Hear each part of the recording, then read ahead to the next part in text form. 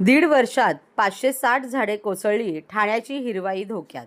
Smart सिटीच्या दिशेने वेगाने धावणाऱ्या ठाणे शहरात गेल्या दीड वर्षात तब्बल 560 झाडे उन्मळून पडली, तर 389 फांद्या कोसळल्याच्या घटना घडल्या आहेत। विशेष म्हणजे पाऊस किंवा वादळी वारे नसतानाही गेल्या 5 महिन्यात 55 मोठी झाडे उन्मळून पडली आहे। त्यामुळे नागरी विकास कामे, अवैज्ञानिक खोदकामे आणि झाडांच्या मुळांवर होणारा परिणाम याबाबत गंभीर प्रश्न उपस्थित होऊ लागले आहे। एकेकाळी हिरवाईने नटलेले ठाणे आज सिमेंट काँक्रीटच्या जंगलात बदलत चालले आहेत। मेट्रो, सिमेंट रस्ते, मलनिस्सरण वाहिन्या, पदपथ आणि विविध विकास कामांसाठी मोठ्या प्रमाणात खोदकाम सुरू आहे। या कामांदरम्यान झाडांच्या मुळांवर घाला पडत असल्याचे पर्यावरण अभ्यासकांचे म्हणणे आहे। झाडांची मुळे तुटल्याने त्यांची जमिनीवरील पकड कमकुवत होते आणि थोड्याशा वाऱ्यातही मोठी झाडे कोसळण्याच्या घटना वाढत आहे। महापालिका आपत्ती व्यवस्थापन विभागाच्या आकडेवारीनुसार या वर्षाच्या 2026 जानेवारीत 8 फेब्रुवारी, 14 मार्चमध्ये, 16 एप्रिलमध्ये, 12 तर मे महिन्याच्या आतापर्यंत 6 ठिकाणी झाडे कोसळली आहेत। याशिवाय 39 ठिकाणी फांद्या पडल्याच्या घटनांची नोंद झाली आहे।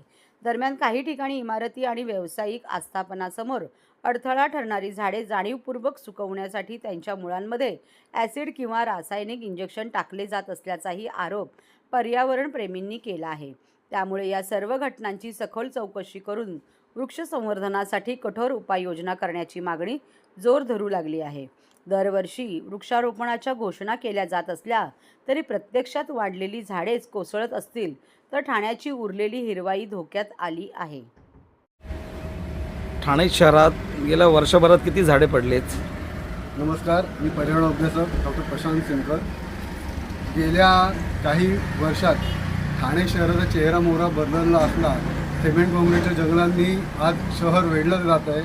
मात्र प्रशासनाकडे झाडांच्या बाबतीत खूपच दुर्लक्ष होताना दिसतं आपल्याकडे। एकेकाळी निसर्गाने बहरलेलं शहर आज एका काँक्रीटच्या जंगलात वेढलं जात आहे। गेल्या वर्षभरात ठाणे शहरात साधारण 505 झाडं उन्मळून पडली, तर गेल्या 5 महिन्यामध्ये जवळपास 55 झाडं उन्मळून पडली आहे। हा एक विचार केला तर झाडं उन्मळून पडणं ही एक मोठी दुर्दैवाचीच बाब म्हणावी लागेल। एका बाजूला ठाण्यात मोठमोठ्या झाडांचं एक संवार केला जातो आहे आणि त्या ठिकाणी काँक्रीटची जंगलं उभी केली जात आहेत। दुर्दैवाने आज ठाण्याकडे फारसं कोणी बघताना दिसत नाही।